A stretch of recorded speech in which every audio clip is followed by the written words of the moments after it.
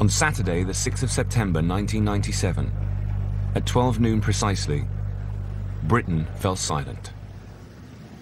Together, the country was remembering the life of Diana, Princess of Wales, following one of the most astonishing weeks in modern British history. The death of Diana was one of the greatest stories of the second half of the 20th century. It was a story that galvanized the world. In just a few days, the nation was brought to the edge of a collective nervous breakdown. As grief turned into anger, the royal family became the target. They're the most cold people on this earth. It's the first time I'd felt, ooh, I wonder if this is what a civil war feels like. I wonder if this is how it is before it kicks off. Now, 20 years on, key players speak about the week for the very first time. Diana's closest confidants who were with her after her death. I noticed that the hair of the princess was moving, and just for that massive, minuscule of a second, was she alive? And members of Tony Blair's inner circle. I can remember Prince Philip's voice. He was saying, you're talking about these boys, who've lost their mother. I mean, it was an extraordinary moment. We reveal the story behind the biggest royal crisis in half a century. I actually think that they've been totally unfair to someone who, after all, has given her life to our country. Don't cry. I'm not going to cry. And how, faced with disaster, the Queen fought back. The Queen knew if she lost the affection of the public, then their days really were numbered.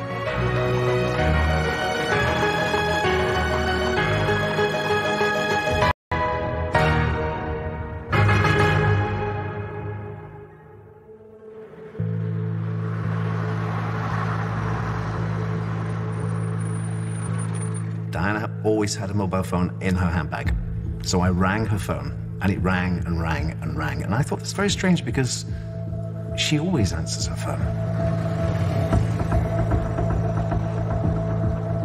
I had a call from the CNN headquarters in Atlanta. A police voice at the other end said, "Can you tell me about the crash in Paris?" And I said, "What crash?" Just after midnight, on Sunday, 31st of August, 1997, Princess Diana and her boyfriend, Dodi Al-Fayed, were involved in a catastrophic car accident in Paris. Early reports confirmed that Dodi and the driver had been killed and taken into emergency surgery. News of the accident began to reach Diana's staff at her home in Kensington Palace. I was in bed, the phone went, and I was going to have a good night's sleep because I was picking Her Royal Highness up that morning. It was one of my colleagues. He said, just sit on the edge of the bed and be prepared. On holiday at her Scottish estate in Balmoral, Queen Elizabeth was woken by her private secretary. She came out of the bedroom, I remember somebody telling me, and she was sort of clutching a hot water bottle. It's cold there, even in the summer. And the Queen's first reaction was someone had greased the brakes. At the Pitié-Salpêtrière hospital in Paris, Diana was given cardiac massage for 2 hours as doctors tried desperately to save her life. But her injuries were too severe. At 3 a.m. British Standard Time, Diana, Princess of Wales, was pronounced dead. She was 36 years old. Tonight's accident is a terrible tragedy. The death of the Princess of Wales fills us all with deep shock and with deep grief. Prince Charles was with his sons William and Harry at Balmoral. The British ambassador in Paris informed him before anyone else of Diana's death. When Prince Charles learned of her death, he was absolutely distraught. I mean, he fell apart, completely fell apart. He knew instantly that this was going to be a terrible thing, that this was going to be, he would be blamed, that they would be blamed for the death of Diana. At the same time, Diana's sisters broke the news to their mother, Frances Shand Kidd.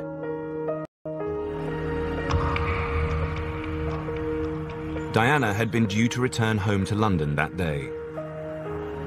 Everybody was just horror-struck, really. Just a minute before, I'd got a car to go and meet her. You know, and that night she'd rung, and she'd gone now.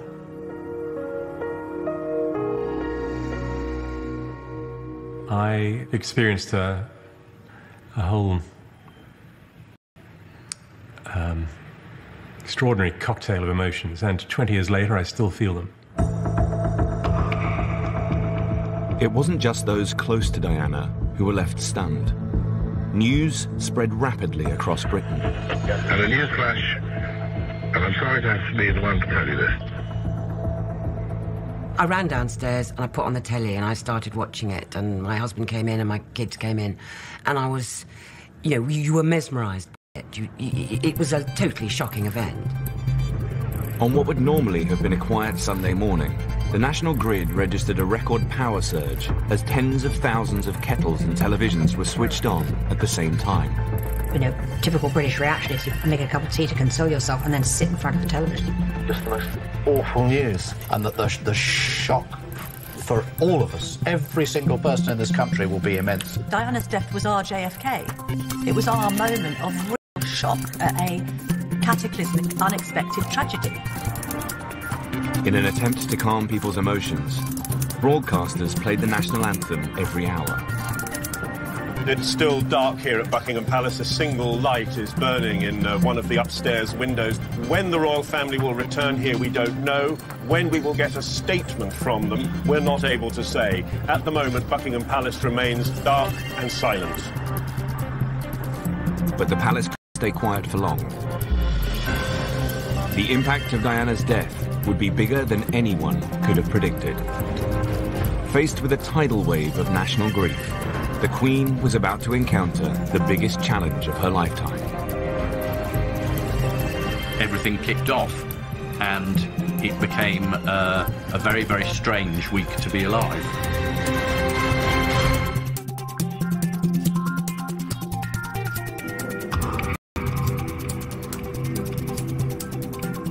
At their estate in the Scottish countryside, the royal family was reeling from the shock of Princess Diana's death. They released a brief statement saying, "The Queen and the Prince of Wales are deeply shocked and distressed by this terrible news." Right from the get-go, the Queen's view was the boys are the priority, and the decision the Queen and Charles took was that they wouldn't wake William and Harry to tell them. That night, they would wait until they woke up in the morning and tell them then. But that was about all they agreed upon. Soon it became clear that Charles and the Queen had entirely different views about how to deal with Diana's death. Charles took the decision that he was going to go to Paris to bring back Diana's body. And in many ways, that was a very surprising and brave move, because he was a divorced husband. He was an ex-husband. He had no legitimate right to be there, if you like, beyond being the father of her sons. Charles wanted to take the royal flight to Paris, but the Queen wouldn't agree to it. There was a lot of tension between Charles and the Queen because being ex-wife, actually, of their son. Diana was no longer a royal highness. Following her divorce the previous year, the Queen had stripped her of her HRH title. But Charles knew that his ex-wife was adored by the public. From the very beginning, he understood that if the royal family reacted in the wrong way, people would blame them for her death. Charles has said to her, well, what would you have that she came back in the back of a Harrods van?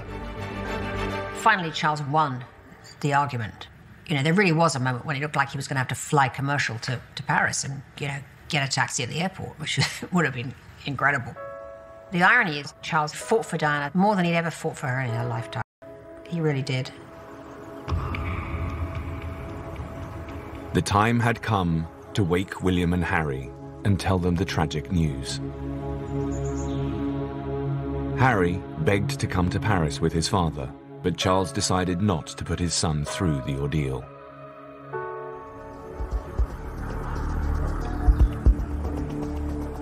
Diana's brother, Charles Spencer, was at his home in South Africa. He was the first family member to make a televised statement. This is not a time for recriminations, but for sadness. However, I would say that I always believed the press would kill her in the end. It would appear that every proprietor and editor of every publication that has paid for intrusive and exploitative photographs of her, encouraging greedy and ruthless individuals to risk everything in pursuit of Diana's image, has blood on his hands today.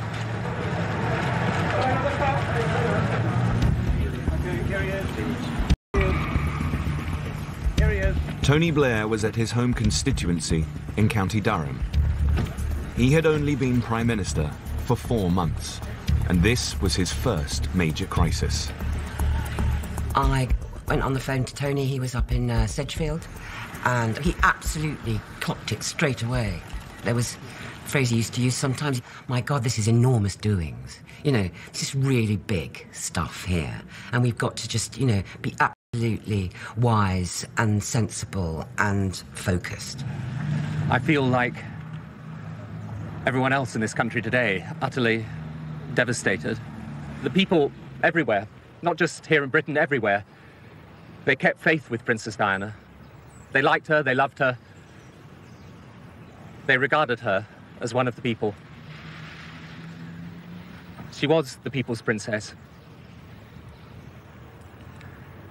And that's how she will stay, how she will remain in our hearts and in our memories forever. Hastily delivered eulogy would be going, yes, she was, that's what she was. Diana had a unique ability to relate to ordinary people, to cut across dividing lines of race and class. She did have a radar for whoever was in the room who seemed to be left out or lonely or in need, and she would zero straight over to that person.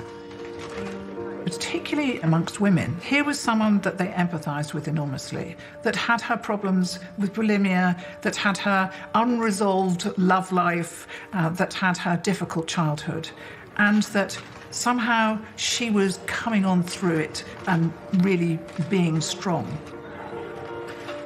Diana's modern human approach made her extraordinarily popular. But it was in stark contrast to the formal way that the Queen and Prince Charles did business, and they found it difficult to compete.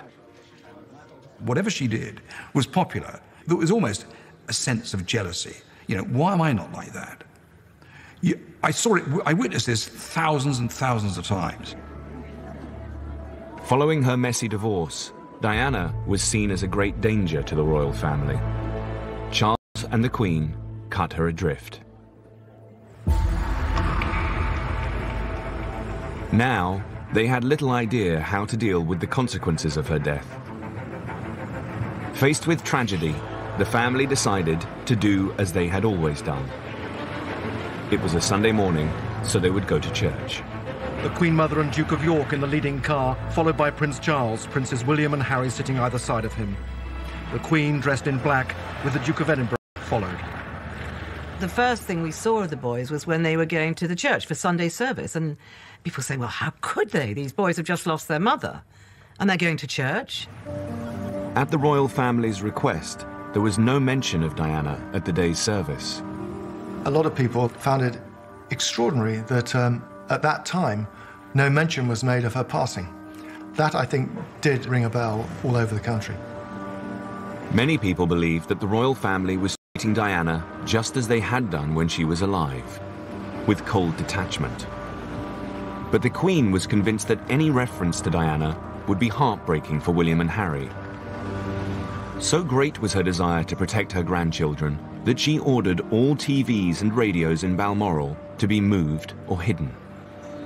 Prince Harry actually asked his father, is it true that Mummy's dead? Because none of them, their children couldn't understand why everything was as normal, except that a couple of hours before they'd been told that their mother had died. In London, there were signs that something extraordinary was beginning to happen. I think the first bunch of flowers were laid against the railings of Buckingham Palace around about 5 o'clock in the morning. And people were surprised. I was surprised.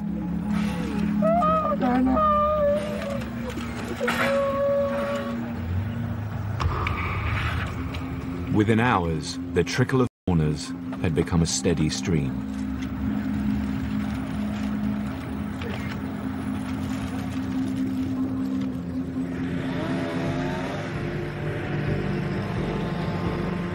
In Paris, 2 of Diana's members of staff arrived at the Pitié-Salpêtrière hospital, where the princess had died just 10 hours earlier. In life, they had been among her closest confidants. In death, it now fell to them to look after her. I was a mess. Colin guided me through the airport and onto the plane. I don't even remember the airplane journey. Paul was very, very upset. I was upset inside. There was lots of things to do. There's no way I was going to break down or anything there. I was going to try and arrange things, see what was going on. French police had cleared out the emergency wards and were insisting that Diana's body be kept under their protection in a private room on the first floor of the hospital. I honestly thought, entering that room, looking at her, she's not really dead. This is just a joke. It's just a very silly joke. So now you can wake up. I then was getting worried about the room, which was very, very hot. And we looked up above the princess's bed, and people were actually on roofs trying to take photographs, not knowing where the room was. So quickly we called in some blankets, and I was standing on a chair, and we did put blankets up at the windows, which of course made the room twice as hot. Diana's body had to be looked after in the heat of the Paris summer, so Colin Tebbett placed fans around the room to keep her cool. I noticed that the hair of the princess was moving, which was the fans that I'd put in the room. And having been on top of everything until that time, I had to turn away and have just 30 seconds to myself on a personal, emotional moment. Because, I don't know, I thought, good God, you know, you look at somebody, their hair, and just for that massive, minuscule of a second, was she alive? Which was a silly thing to think. Having flown to Paris on the royal flight, Prince Charles rushed. He was met by the President of France, Jacques Chirac. The Prince of Wales arrived completely out of it. He was devastated. This was a woman whom he loved, in his way, many years ago. We were standing outside the door. The Prince came up to me and thanked me for coming. The Prince asked if there were any members of the clergy there, and Paul went and got the 2 vicars, and then the Prince, the 2 sisters, and the vicars went into the room, and the door was shut. Prince Charles later said that it was the worst experience of his life. Prayers were held over Diana's body before the princess was taken from the hospital. In a break with royal protocol, Charles agreed that her coffin should be draped with the royal standard. I was quite delighted to see that the royal standard was placed over the coffin. I thought that was very fitting and a very, very nice thing to happen. This was a sign that, in death, Charles wanted to treat his ex-wife as a princess.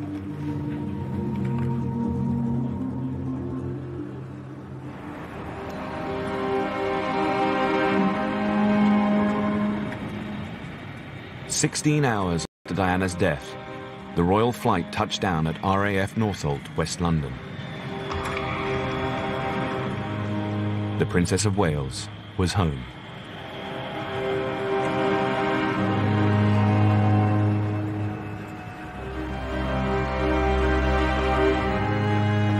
In front of the world's media, Diana's body was taken from the plane. The saddest duty that has ever been performed at RAF Northolt. I had told the photographers that there were to be no motorised cameras, just single shot. And you really could have heard a pin drop.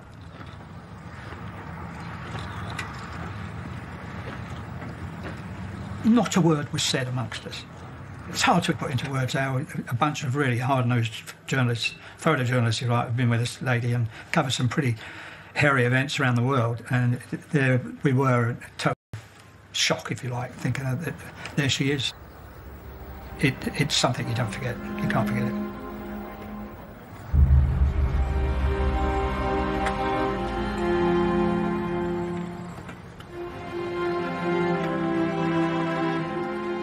Diana's coffin had to be taken to central London.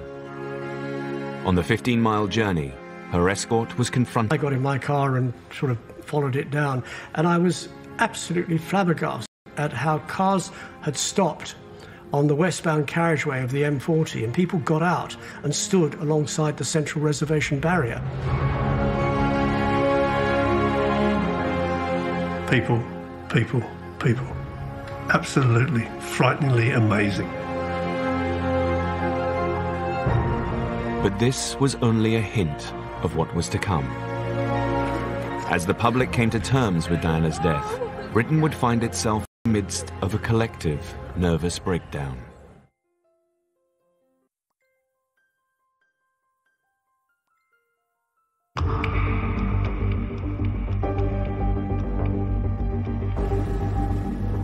"24 hours after Princess Diana's death, Britain was in turmoil.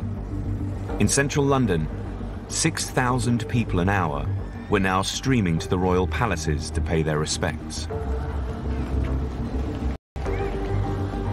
He came out the back of Downing Street and we walked up the Mall. And it was palpable immediately. You know, you could smell it, you could see it, you could hear it. I mean, there were hundreds of people carrying the flowers. So we were completely gobsmacked. Diana's body had been taken to lie in state at St. James's Palace.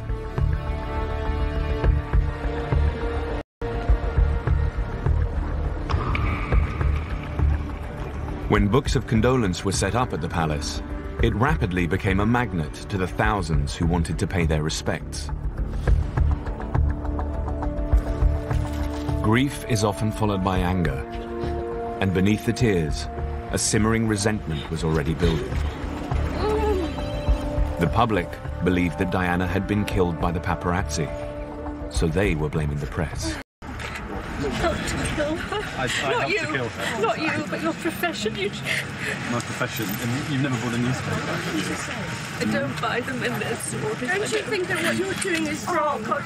You've lost a lovely person for nothing. You're horrible. I really feel bad of yourself. I went down to see what was happening. There had been reports of people being jostled and journalists asking questions and people saying it's all your bloody fault and, you know, how dare you come down here and what do you think you're doing. So there was quite a lot of that around, and I felt the mood was quite ugly. If there was no money in the photographs, they would have been after her in the tunnel. I was on my own. Somebody comes up, digs me in the back, and she started swearing and saying, you know, you killed her, you know, what you... And I said, girl shouted out, you're all to blame, you're as bad, you know. You felt, God, you know, just get out of it as quick as you can. In life, Diana had had a close relationship with the press. She loved the camera, and the camera loved her. She was a very clever woman, and she used the press extremely well. She would say, you know, come and photograph me here. She would give information to certain journalists, not give it to others. She did what, you know, we now associate as fairly classic political spin. Diana became the most photographed woman in the world. But following years of extreme press attention, she grew to hate certain sections of the media. The real issue she had was with photographers. She told me that one or two of them called her a whore, a tart. They would say things to deliberately provoke her because they knew if they got a crying picture or an angry picture, then they might have more success in selling it. Now, the public believed that this aggressive press attention had led directly to her death. Meanwhile, behind a growing wall of flowers, isolated from the grieving public, the palace was in crisis. Stunned by the levels of public grief, the Spencers and the royal family had decided that Diana would have to have a royal funeral. But there was no plan in place. The royal household is ready for most deaths, but not of young people. They were ready for Queen Elizabeth, the Queen Mother, to die. But the royal household wasn't expecting Diana, Princess of Wales, to die. There was no rule book to go to. There was no precedent. There was no tradition. There was nothing that fitted the royal game plan. Diana's funeral would have to be organised from scratch in just 5 days. To tackle the mammoth task, the palace assembled a team of experts. That morning, they met for the first time in Buckingham Palace. That was my first time ever in Buckingham Palace, actually. And we went into this enormous room, and, there were all the Buckingham Palace officials, and then there were the representatives from each of the palaces, as well as other people. And we were the sort of the Downing Street contingent. There was KP, which was Kensington Palace, which sat on that side of the table. Diana's private secretary was there. KP was the Spencer family. Her lady-in-waiting was there. There was JP, which was St James's Palace, which was the headquarters of Prince Charles. I was there with a colleague from the press office. Sir Paul Condon, the head of the Met. There was permanent secretary from the Department of Culture, Media and Sport. Presidal. And right in the middle of this table was this enormous wooden box. The box was a speakerphone, a direct line to royal advisors in Balmoral. The room was packed with important people, and each faction had their own view about how the funeral should be run. But for the time being, the funeral team were united by one aim: to help heal a nation in deep shock. It was clear to everyone that the grieving public would have to be involved as much as possible. My colleague suggested to have the charities walk behind the gun carriage rather than a military procession. I suggested that we had speakers along the route and a screen in Hyde Park that people could hear and watch the service.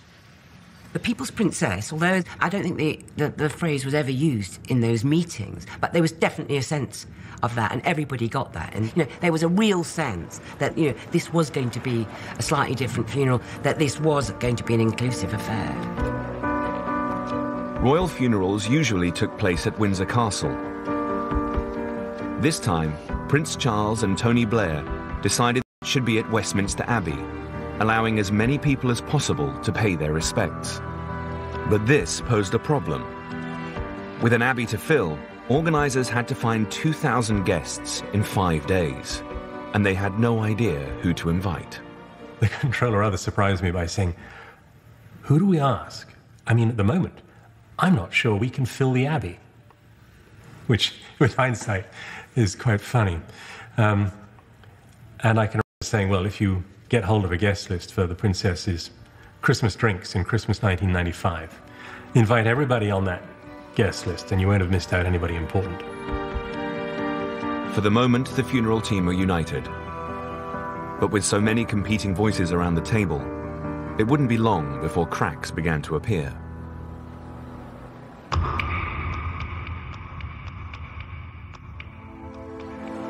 Two days after Diana's death, London was now the epicenter of the biggest outpouring of public grief in British history. When she was alive, Diana had had a unique ability to reach out to people. Now these people, tens of thousands of them, had come to pay their respects.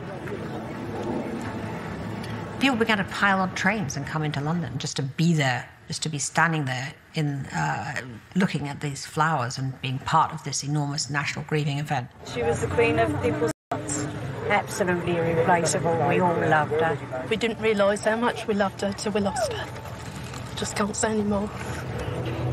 I was a part of that crowd, and what was so comforting was I was one of 1 million people, and we were all united in this grief.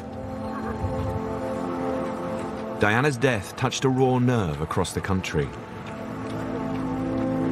Church attendances increased dramatically as people sought comfort, and there were record numbers of calls to suicide helplines.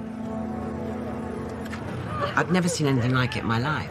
And I thought, these are the Brits. These are the sort of tight-lipped Brits, sort of, weeping and wailing, like banshees. I mean, it was quite an astonishing sight. This unprecedented eruption of grief came as a huge shock.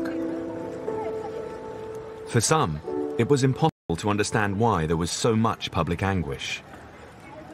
As the response kicked in, I remember very quickly feeling disgust for all the people who were going to Kensington Palace with toys and with presents and with gifts and weeping. I wouldn't be so hard now. I was much, much younger then. And I like to think I'd be more compassionate. But at the time, I just remembered you're projecting all this love onto somebody you didn't know. There were people who felt, after, a decade of her being on the front, middle and all other pages of all newspapers and magazines, that they did know her and that they were intimately connected with her life. I was looking at your bouquets there. Would you read what you've said on the card? What I've said on the card?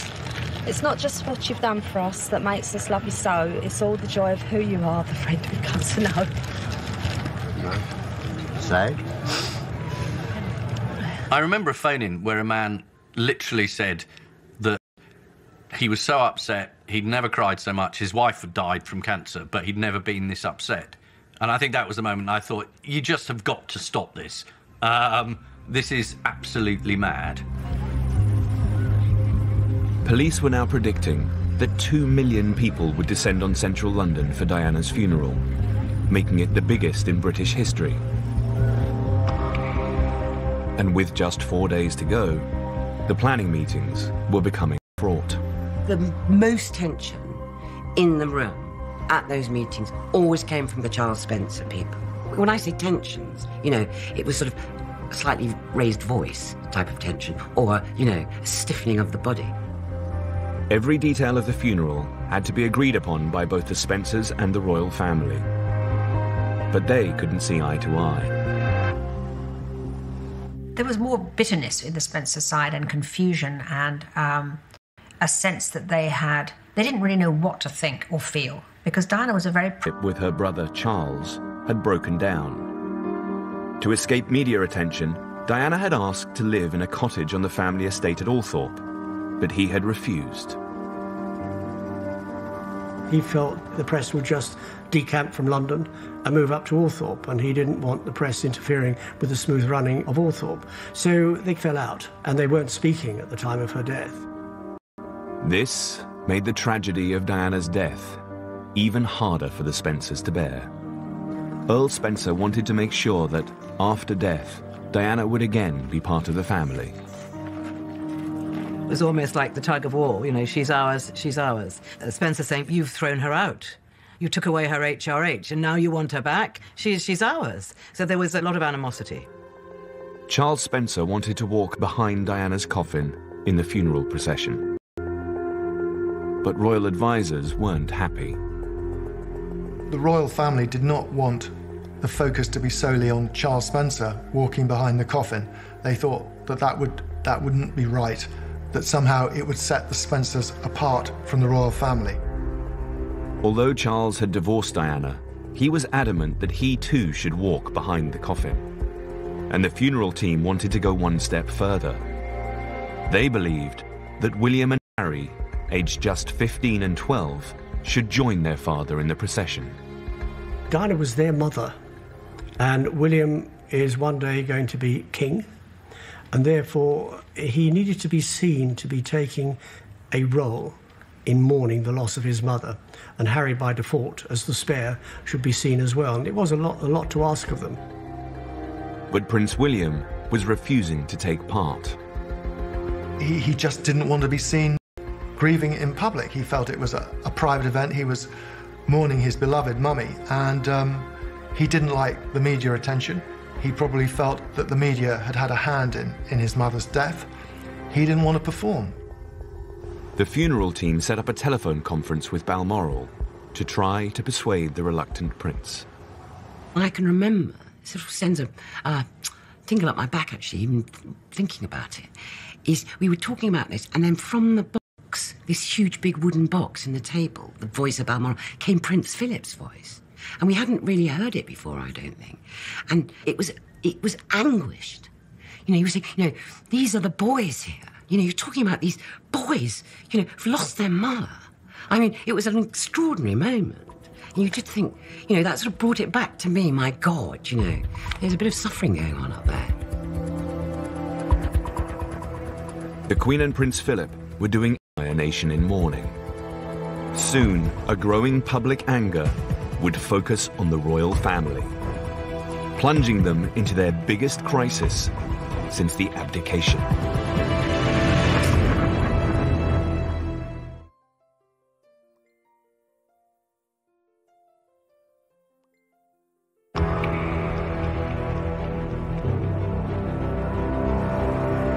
Three days after Princess Diana's death, the carpet of flowers at Kensington Palace now stretched more than 50 feet. And queues for the books of condolence were 11 hours long. But as the flower mountains got bigger and the queues grew longer, the mood in the crowd had shifted. That's the thing I most recall, actually, is the speed in which it turned from those sort of tears and this trauma to anger against the royal family. Bunkered down in Balmoral, the royal family had not appeared or said a word in 3 days. I think it's disgraceful that they're not here in residence. She hasn't said anything, the Queen. Oh, yeah. And as for Prince Charles, well, I think there's not a lot he can say, really, is there? Prince Charles had been unfaithful to Diana during their marriage, and following their divorce, she had been abandoned by the royal family. I think they treated her terrible. Absolutely shocking. I don't think they're the most cold people on this earth. The crowd began to focus their anger on one conspicuous issue. Above every major building in London, there was a Union Jack flying at half-mast. But at Buckingham Palace, the flagpole was bare. I think it must be very, very cold-hearted not to have a flag up. I think it's a disgrace on the whole royal family. Throughout history, the Union Jack had never been flown over the palace. Royal protocol dictated that the only flag flown was the royal standard, and that was only when the Queen was in residence. It's actually an in and out sign. It goes up when the Queen's there and it comes down when she's away. But this became a symbol of royal callousness. 42,000 people rang the Sun newspaper, demanding that the royal family do away with protocol and fly the Union Jack at half-mast over the palace. But the Queen was sticking resolutely to tradition. No flag would fly. On hindsight, yes, we should have been more forceful. The Lord Chamberlain should have been more forceful. The Private Secretary should have been more forceful, or somebody should have just done it. I really am upset. I can't understand the Queen doing it, really. No. Everything, she is not emotional and she is not impulsive. She is steadfast. That's what she is. Everything they always liked about her, they realised that week they didn't like so much that particular week because they wanted to run down to London and give everybody a cuddle. Faced with a rising tide of public anger, courtiers in London were now seriously concerned that the Queen was losing touch with her people. There were battles going on, there's no doubt about it. Messages were being relayed to try and encourage the Queen to engage more. They wanted the Queen to come down to London as soon as possible. But the Queen and her immediate family were still resistant to that. Unlike the Queen, Tony Blair was an expert judge of public mood. He intervened to try to persuade her to act.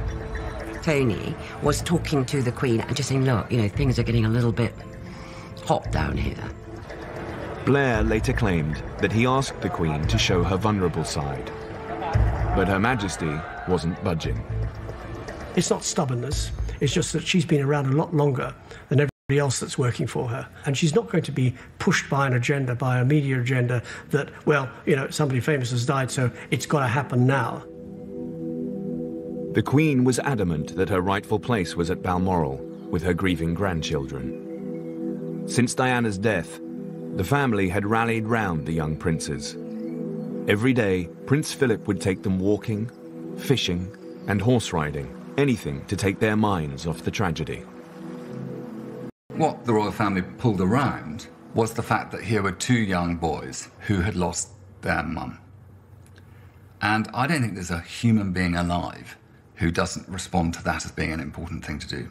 It was actually the first time in her whole long reign that the Queen was thinking of family before she was thinking of her people. And for that, we should really admire her, because her whole attention and thoughts were for these children. She wasn't thinking about how this was going to, quote, be played on the media.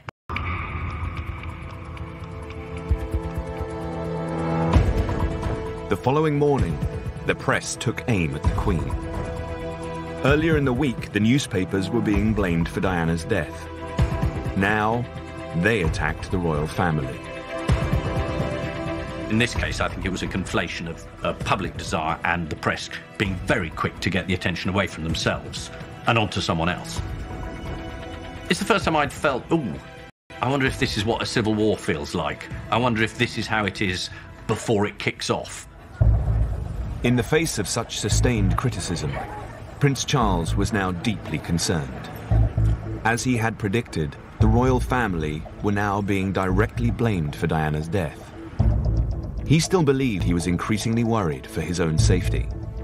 Prince of Wales was convinced that he was going to be the focus of the anger, that he was the real target of the anger. He thought that he might have been attacked, actually physically attacked. In response, the Metropolitan Police drafted in a team of mounted officers to guard the funeral procession. One of the protection officers said there's just one area where we can't cover the angle that Prince Charles will be walking at. And they asked me if I could move slightly to my right in Parliament Square so that I was covering Prince Charles. And I remember, of course, at the time I went, yeah, that's fine, no problem. I remember thinking afterwards, so what you're asking me to do is, if somebody wanted to try and assassinate Prince Charles, they'd have to shoot me first. So, you know, at the time you just go, yeah, that's fine. But you do think about it afterwards, thinking, what did I just agree to? Charles was anxious not only for his own safety, but for the future of the monarchy. He was now convinced that the Queen had to act, so he joined forces with the Prime Minister. Tony Blair spoke to Prince Charles and implored Charles to talk to his mother to try and sort of break the logjam. Under extreme pressure from the media, her people, her government, and her own son, the Queen responded. It finally became clear to her, out of self-preservation, for which, you know, she's known, that this was something bigger and more important than her own personal feelings. Firstly, she asked her press officer to break with protocol and appear on television to defend the royal family. The Queen has asked me to say that the royal family have been hurt by suggestions that they are indifferent to the country's sorrow at the tragic death of the Princess of Wales. Prince William and Prince Harry themselves want to be with their father and their grandparents at this time in the quiet haven of Balmoral. As their grandmother, the Queen is helping the princes to come to terms with their loss as they prepare themselves for the public ordeal of mourning their mother with the nation on Saturday. Following the statement, the palace announced a series of astonishing steps. For the first time in history, the Union Jack would fly at half-mast over the palace. The royal family would return to London on Friday, a day earlier than planned, to meet the grieving public. And most remarkably, the Queen would address the nation on television. It would be her first live broadcast in 50 years. This was a truly unprecedented climb down by an institution that had always resisted change. It was very hard for the Queen to do what she had to do, yielding, if you like, to public pressure. She knew better than their days really were numbered. To gauge the public reaction, Princes Andrew and Edward were asked to walk amongst the crowds on the Mall, the first royal public appearance in 4 days. No one knew which way it would go. There was real anger. The moment they were seen, this sort of relief started to go. People just wanted to talk to these princes about their former sister-in-law.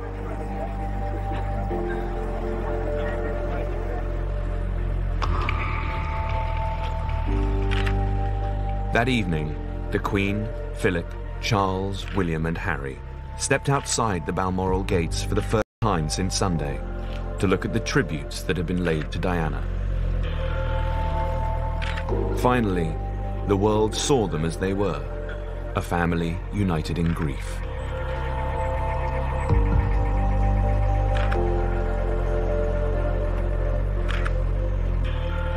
Faced with the biggest crisis in half a century, the Queen and the royal family had fought back.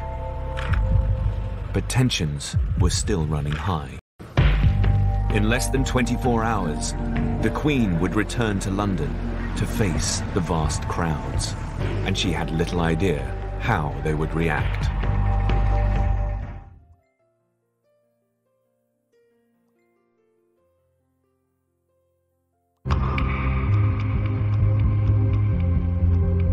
Good afternoon. We're breaking into your regular ITV schedules to bring you a special programme on the return of the royal family to London for the funeral of Diana, Princess of Wales.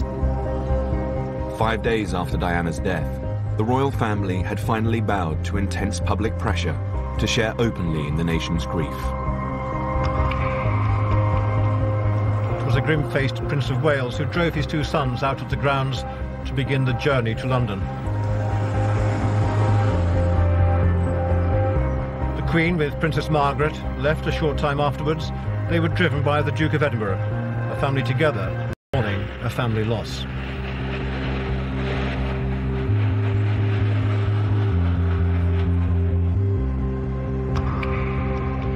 Princes Charles, William and Harry boarded the royal plane at Aberdeen Airport. Normally it is forbidden for two future kings to fly on the same plane. But the boys were desperate to be with their father, and the Queen gave them special permission.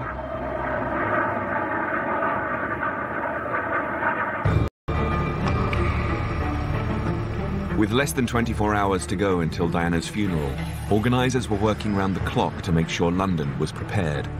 2 million people were now expected to line the streets for the funeral.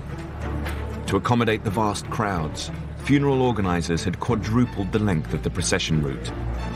It would now stretch from Kensington Palace to Westminster Abbey, 4.5 miles through central London, twice the length of Churchill's funeral procession. The police were horrified by this because they just didn't think they'd have the manpower to block off all the roads and ensure public safety, if you like.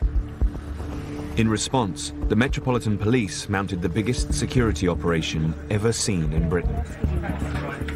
35,000 officers were needed on the streets for the funeral, so all police leave was cancelled and extra manpower called in from surrounding forces. It was one of those military exercises where you keep having to change the map board because the amount of territory is needed to be bigger and bigger and bigger. And more territory, more police, more security implications, more whatever is required. Huge screens were set up in Hyde Park and Regent's Park, with room for 100,000 people. It was an incredible organisational feat. The logistics and the security. I mean, there were so many things to work out. Meanwhile, last-minute rehearsals were taking place at Westminster Abbey. Diana's royal coffin was lined with lead and weighed 50 stone. To get used to the weight, her pallbearers had to practice with a dummy version. We got told we're going to try and simulate the weight with a curbstone. And we thought, God blimey. I'm not sure if it was 1 or 2 curbstones, but it was heavy. So we managed to get the coffin on our shoulders and start walking around. And this was the first time we actually got a feel for the cathedral floor. It's marble, and it was like an ice skating rink because you wear metal studs. And we went up and down, up and down, up and down, getting the feel of the actual marble itself. We did put a bit of a reality check. If something did happen, it's going to happen there. 3 hours after leaving Balmoral, Charles, William and Harry arrived in central London. The young princes hadn't yet had a chance to experience the staggering response to their mother's death. So at their request, they made a detour to Kensington Palace to look at the hundreds of thousands of tributes that had been left for her.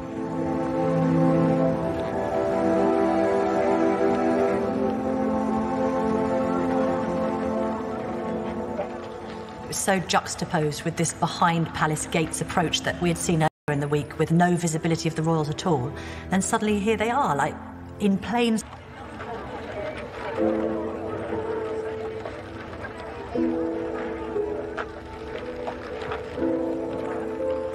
Charles.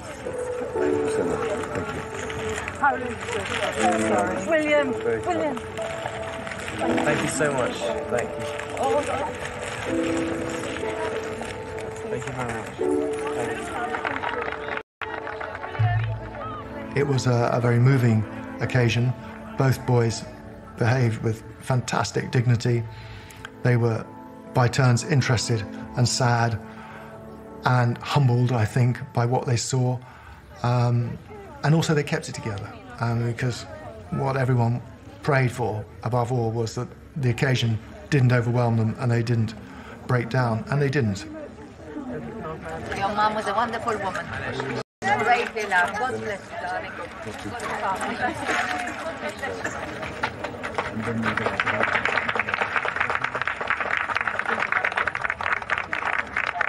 They all said thank you very much for coming. William said thank you so much for the flowers, and I made them thank you ever so much. And I shook his hand, and then I got all tearful. I couldn't say anything. 2 miles across London, the Queen and Duke of Edinburgh were heading for Buckingham Palace. They had little idea how they would be received by the vast crowds. So much bitterness had been written in newspapers. So there was a certain amount of apprehension from the Queen as to how she would be greeted. There, for the first time, the Queen witnessing for herself. I think the car is going to stop. The car has stopped, and Her Majesty is going to get out. She is going to look for herself at some of the thousands and thousands of floral tribute.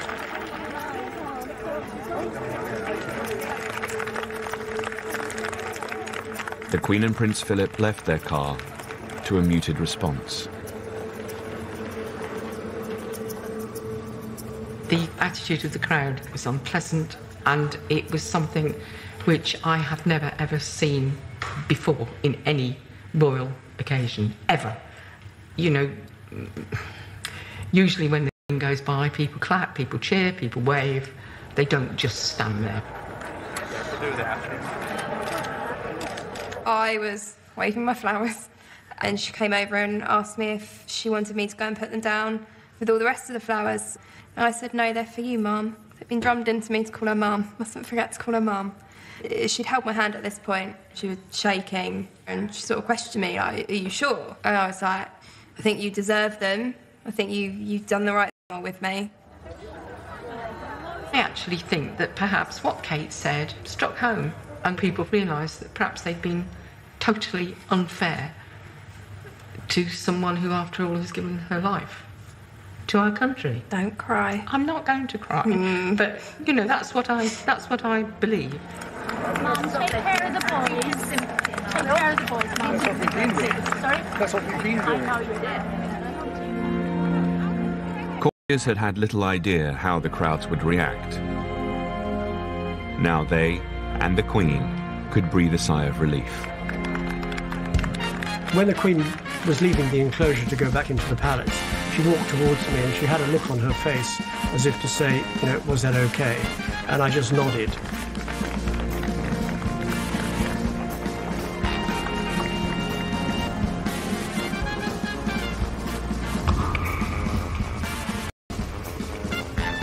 Three hours later, every television channel interrupted their normal broadcasting and cut to Buckingham Palace.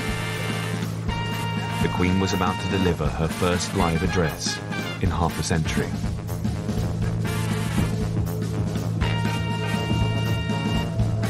Since last Sunday's dreadful news, we have seen throughout Britain and around the world an overwhelming expression of sadness at Diana's death. We have all been trying in our different ways to cope.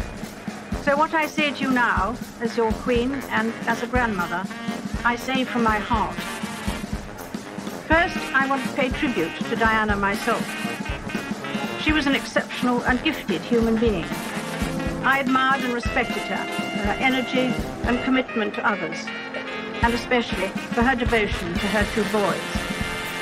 I, for one, believe there are lessons to be drawn from her life and from the extraordinary and moving reaction to her death.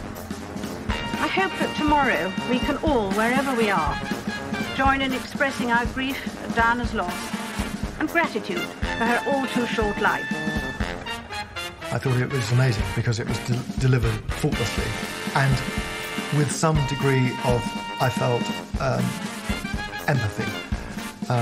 she wasn't a remote figure. She genuinely was saying what she felt. I'm sure she felt it excruciatingly difficult to give that address. I thought that really showed the Queen as somebody who did listen and was willing to adapt and change her behaviour. I thought she said everything she should have said. I can't think of anything that she left out at all. She sounded very sincere, and she looked as though she was very moved, and I think that will satisfy everyone. The Queen had bowed to public pressure as never before, and she had helped heal the...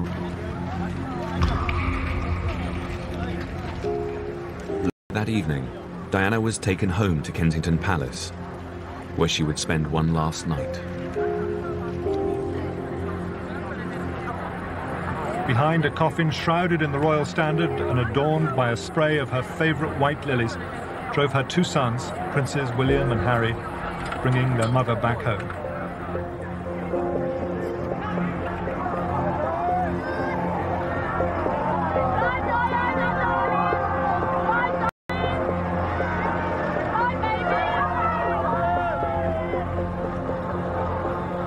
It was quite an extraordinary occasion, actually, and there was a lot of people crying, but it was also quite uplifting too, in many ways, because you felt, yeah, this woman really did reach out.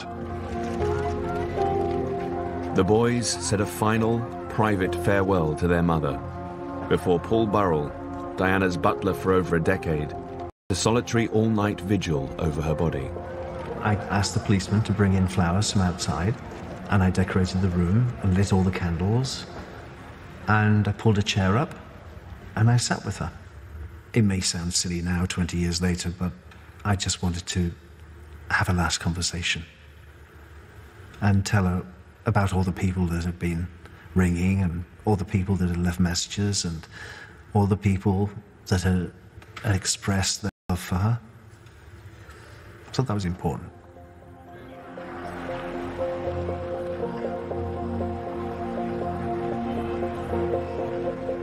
That night, Diana's mother, Frances Shand Kidd, paid her own personal tribute to her daughter.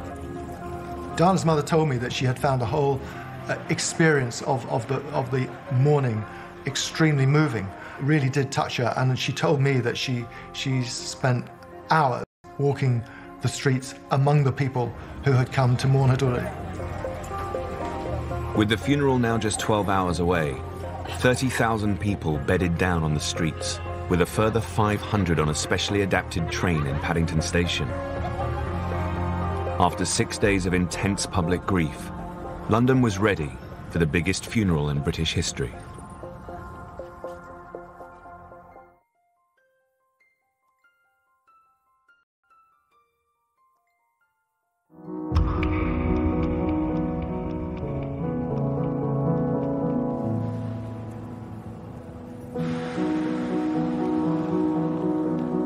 The morning of Princess Diana's funeral. The culmination of one of the most remarkable weeks in modern... The events of the past few days had shaken the monarchy and the nation to its core. Now the funeral would be a chance for both to grieve together.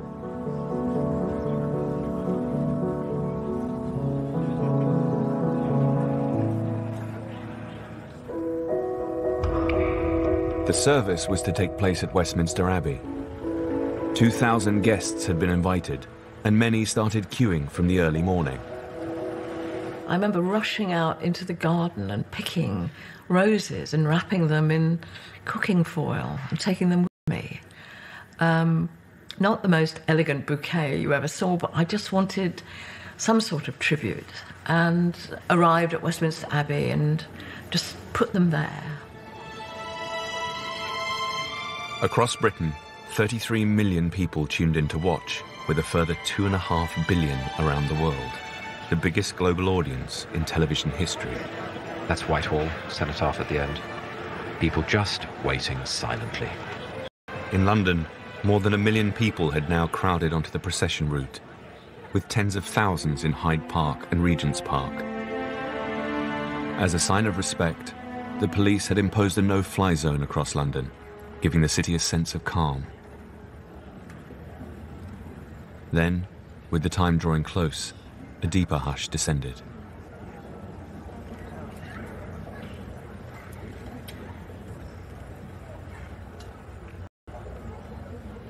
The silence. I mean, you really could hear a bee buzzing. There were no planes overhead. There was no traffic. There was nothing. At Kensington Palace, Diana's pallbearers were preparing for the funeral procession. Princess Diana's coffin come out, and we put it onto the gun carriage then. And to see that was... I really put a lump in your throat. And you're just thinking, whoa, I can't believe I'm doing this. I can't believe I got chosen for this. At 9:08 a.m., the great tenor bell at Westminster Abbey began to toll. I still remember the bell, and then I had an earpiece in, and they just said, right, time to go.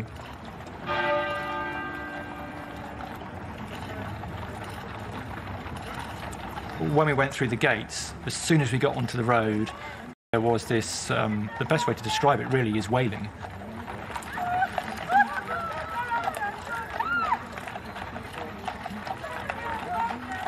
You can hear the tears in the crowd. It was inevitable.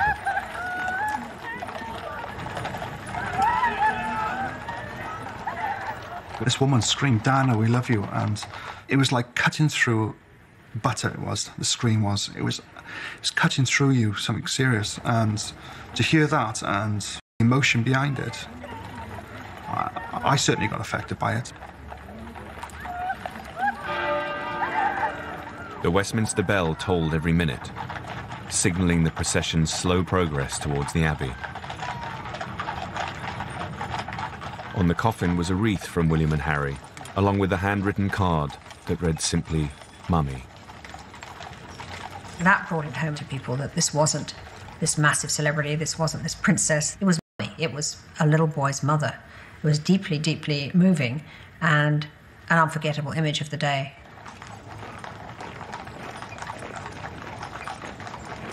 And the cortege now goes through Apsley Gate. This is a historic moment because only the monarch has ever ridden through Apsley Gate.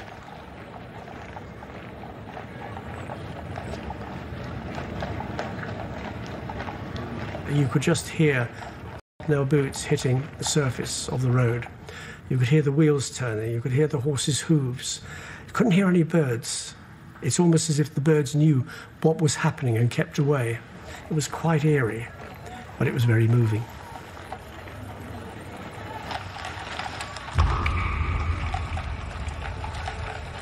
With the cortege approaching, the Queen and the royal family came out of Buckingham Palace to stand at the West Gate. This is an extraordinary view we're seeing here. We've never, as far as I'm aware, seen the royal family standing like this at the gates of Buckingham Palace. Anything is possible today. Myself at the front and a colleague of mine at the back had earpieces in. We were told unexpectedly that the Queen walked out of Buckingham Palace, which nobody had planned for, nobody knew she was going to do. So there was a great deal of chatter in my ear, people panicking all over the place because the Queen suddenly decided that she was going to come out and pay her respects. Then the world witnessed a small but hugely significant moment. In another break with royal tradition, as Diana's coffin passed, the Queen bowed.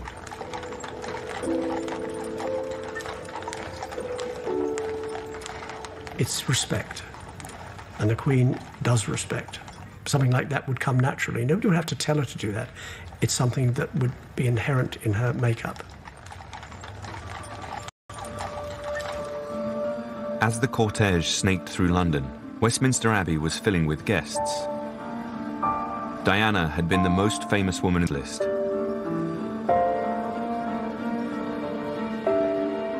Then, the family of Diana's boyfriend Dodi entered the Abbey.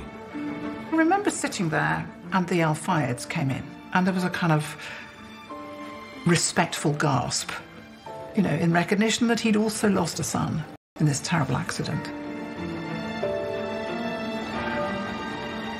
As the procession drew close to St. James's Palace, the world witnessed another totally unexpected. They were joined by the Duke of Edinburgh and Earl Spencer.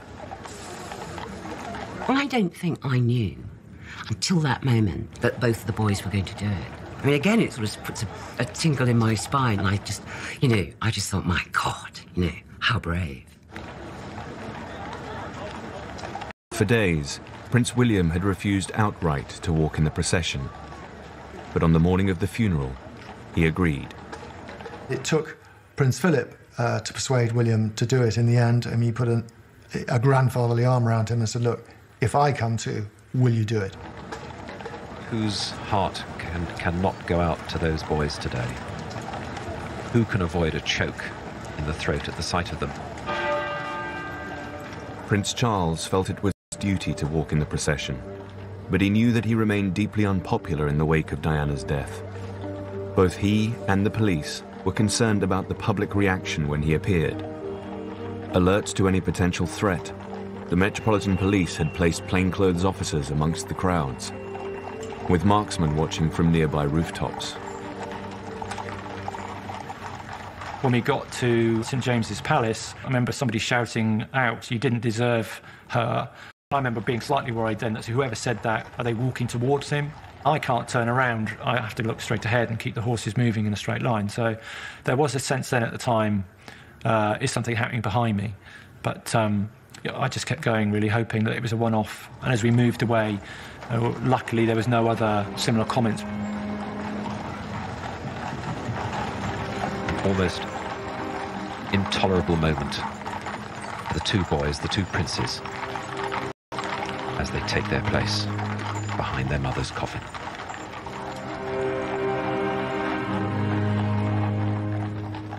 Pretty daunting to be walking behind a gun carriage, their mother's on the gun carriage, and they are being watched by tens of thousands of people along the route and millions on television. And it was quite a tough experience for them, and they carried it off with such aplomb, it's unbelievable.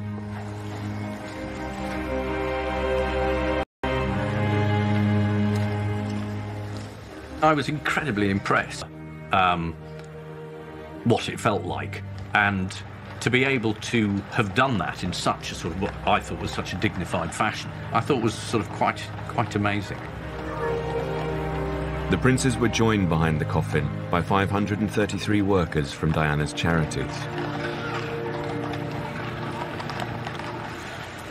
As the Queen made her way to the Abbey, for the first time in history, the Union Jack was raised above Buckingham Palace before being lowered to half-mast.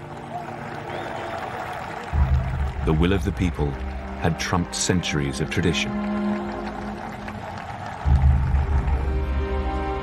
Then Diana's family entered Westminster Abbey, and the congregation stood.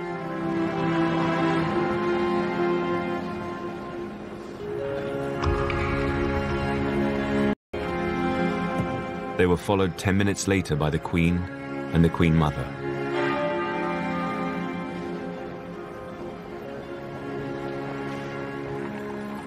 One hour and 47 minutes after leaving Kensington Palace, the cortege arrived precisely on time.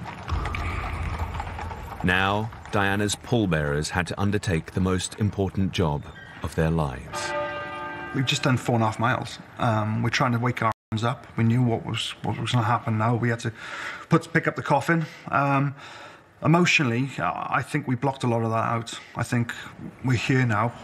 Just get it done now and to the best. The coffin lined with lead, so heavy, and the eyes of the world are on these men.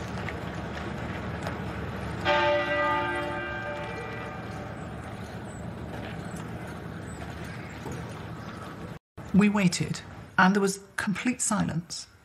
And then we saw the coffin beginning to come in. And I think that was when it became real.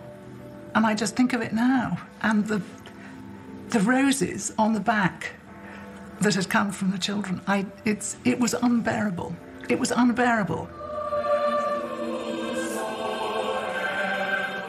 Slowly, deliberately, Diana's pallbearers walked her coffin down the long nave of Westminster Abbey. You could feel with the studs that you were slipping all the time. Every step you take, you could go. And you had to concentrate on what you were doing, because it only takes a second, one lapse, and something serious could have happened. Out of respect, the television cameras didn't film the royal family or the Spencers.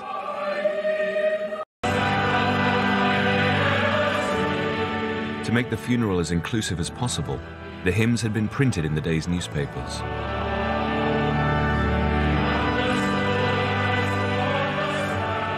People were actually able to sing along in the hymns, and we were able to really feel that everyone was involved, even though millions were not present in the Abbey.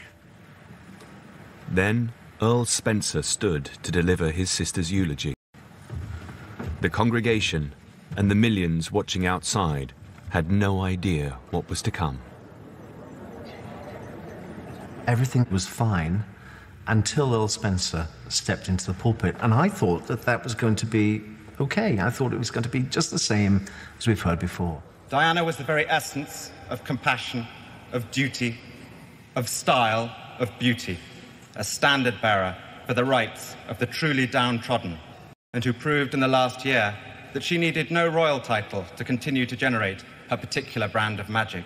It sounded to me like a speech where nobody had advised him, nobody had drafted it for him. It was not, you know, the formal speech on the formal occasion. It came straight from his heart. She talked endlessly of getting away from England, mainly because of the treatment that she received at the hands of the newspapers. She would want us today to pledge ourselves to protecting her beloved boys, William and Harry, from a similar fate. And I do this here, Diana, on your behalf. And beyond that, on behalf of your mother and sisters, I pledge that we, your blood family, will do all we can to continue the imaginative and loving way in which you are steering these two exceptional young men, so that their souls are not simply immersed by duty and tradition, but can sing openly as you planned. He basically looked over, you know, to a pew full of his in-laws and had a go at them from the box in the middle of a funeral of his sister. Well, you know, questionable. He was saying that they hadn't looked after her and they were inappropriate to bring up her children. It was very strong stuff. I think the emotional impact of his speech was so great that we just sat and took it in. And then the sound came.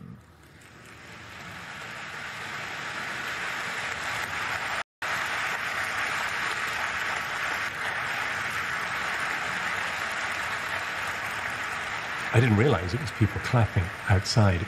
It sounded like pebbles rattling on the roof of the Abbey. And it was coming closer and closer. It was quite put up the hairs on the back of your neck.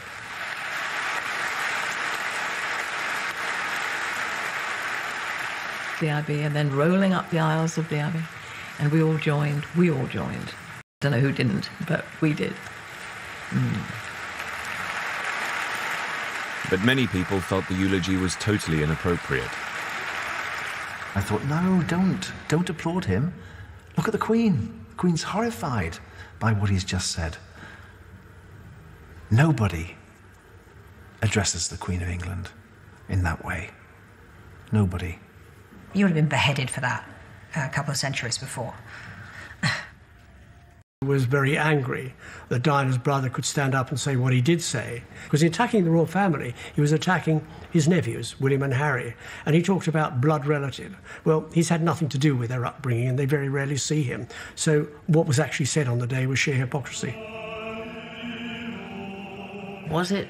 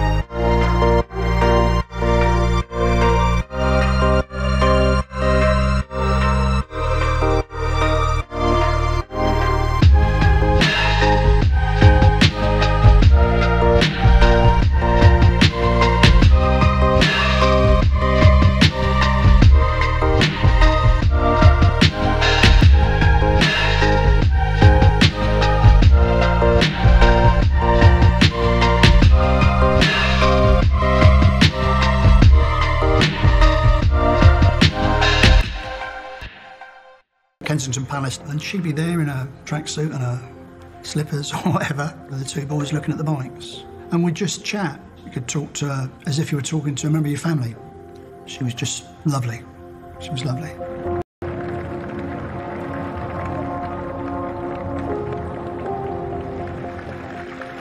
And more applause. Quite extraordinary. I've never witnessed that in this country at a funeral. It's as if the people want to say something, and this is the best way to express their feelings. As the cortege left central London, it became clear the police had underestimated how many people would want to pay their respects. Look at the crowd. They're pressing around the cortege. The police aren't there to hold them back, and it really doesn't matter. Suddenly we found roads completely blocked with people who generally wanted to wish them, well and throw flowers on the car, etc. But I was getting a little bit concerned about the amount of people. Almost hemmed in by the crowds here. It's almost as if they don't want her to go, isn't it? Want to press forward and see her, but, slow down. Yes. We were driving through a sea of flowers being thrown in the air. It was like a mist in front of you. When you're concentrating on the guy in front and you get hit on the head with a bunch of flowers, from people wanted to do that. And if it had just been one or two bunches of flowers, it wouldn't have been so bad. But it was a continual barrage.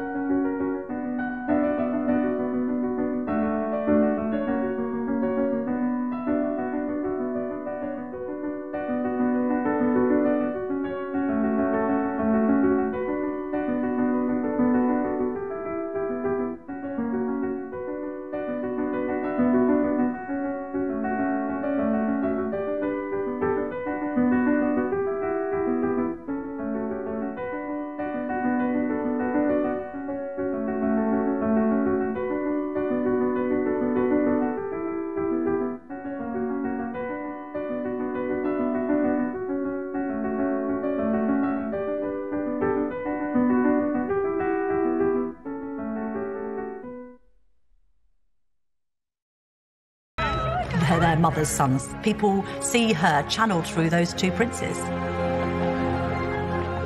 The events of that extraordinary week also left their mark on the Queen.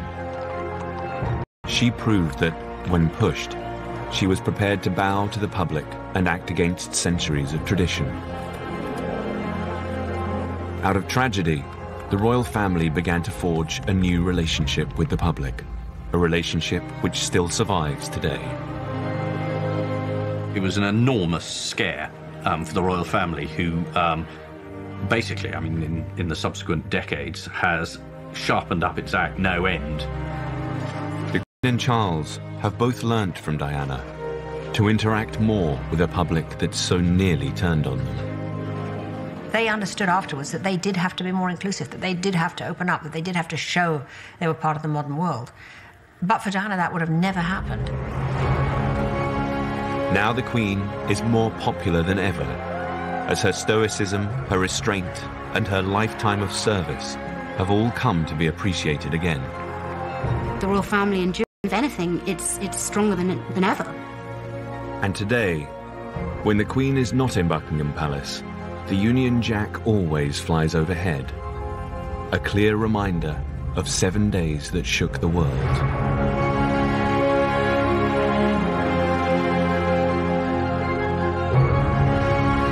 Yes, her popularity meant she was never far from the paparazzi, but even when she was, they broke out the long zoom lens.